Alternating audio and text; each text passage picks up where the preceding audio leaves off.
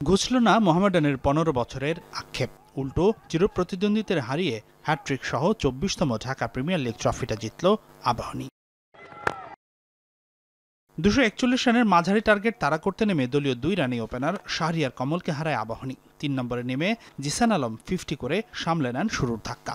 তবে পারভেজ সিমন ২৮, মেহরাব হাসান ১০ আর ৫৫ রান করে জিসান ফিরলে লড়াইয়ের আভাস দেয় মোহামেডান।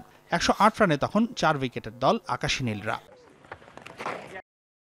তবে এরপর অধিনায়ক মোসাদ্দেক সৈকত আর অভিজ্ঞ মোহাম্মদ মিঠুনের ব্যাটে জয়ের বন্দরে পৌঁছায় আবাহনী। দুজনে তুলে নেন ৫০। কেবলমাত্র এই ম্যাচ নয়, ডিপিএল জুড়ে ব্যাট বলে দারুণ পারফর্ম করা মোসাদ্দেক ৭৮ আর মিঠুন অপরাজিত থাকেন ৬৬ রানে। এদিকে দিনের শুরুতে আগে ব্যাটিং করতে নেমে ভারপ্রাপ্ত অধিনায়ক রনি তালুকদারের ব্যাটে ভালো শুরু পায় মোহামেডান। তবে আরেক ওপেনার তৌফিক খান তুষার মাত্র ১৬ রান করে মৃত্যুঞ্জয়ের পেসে কাটা পড়লে ৫০ রানে ভাঙে উদ্বোধনী জুটি। এরপর রনি ৪৫, আনিসুল ইসলাম ১৫ রান করে ফিরলে ঘটে ছন্দপতন। তবে মোহামেডানের স্কোর ২০০ রানের গণ্ডি পেরোয় ২ অভিজ্ঞ মাহমুদুল্লাহ রিয়াদ ও ফরহাদ হোসেনের ব্যাটে। ফরহাদ ৪২ আর রিয়াদ করেন ৫০ রান।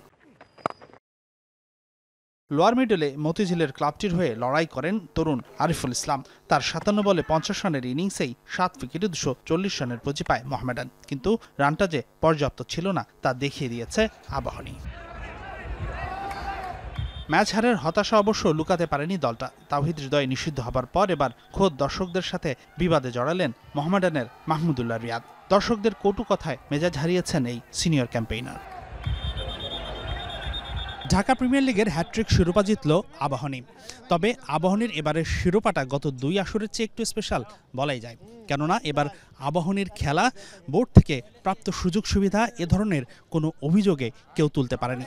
অনেকটা বলতে পারেন কলঙ্কমুক্ত নিষ্কলুষ এক শিরোপা জয়ের আনন্দ মেতেছে আবাহনী। হাসানুর রহমান, যমুনা স্পোর্টস মিরপুর, শেরেবাংলা জাতীয় ক্রিকেট স্টেডিয়াম, ঢাকা।